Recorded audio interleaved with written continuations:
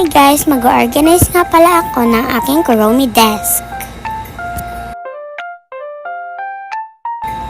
Ito nga po pala ang aking mga naipon na Kuromi items.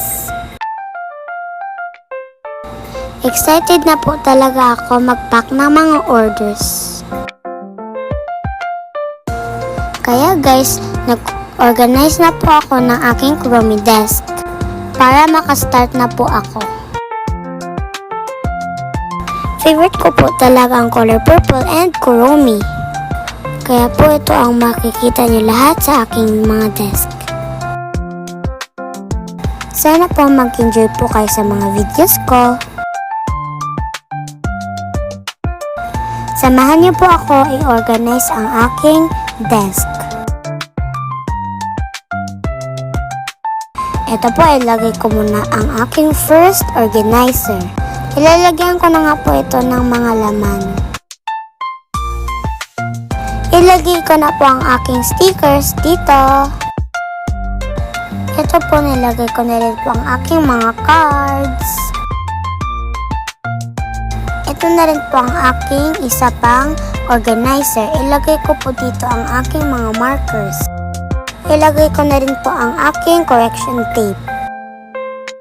Ilagay ko na rin po ang aking glue, scissors, and cutter. Ito po ang aking stapler, puncher, and ang aking pencil sharpener, and aking Kuromi Lego. Dito naman ang aking notebooks. Dito naman ang aking albums.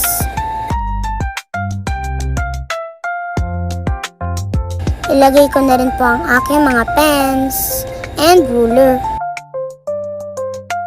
At ang aking Kuromi figurine. Dito ko naman po ilagay ang aking mga natirang stickers.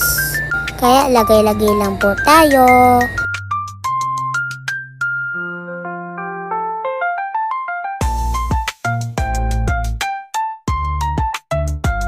Ilagay po natin dito sa basket at ang aking stand.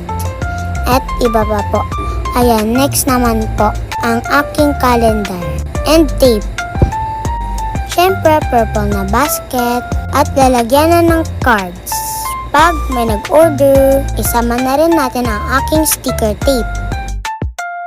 Idagdag ko po ang aking order na nagawa ko. At syempre, sticky notes. Meron nga pala akong keychain at phone case with cutting board. So ayan, natapos din tayo guys. Mukhang ready na tayo guys. Sana nag-enjoy po kayo sa aking video. Please heart and follow me. Yun lang guys. Bye guys. Love lots.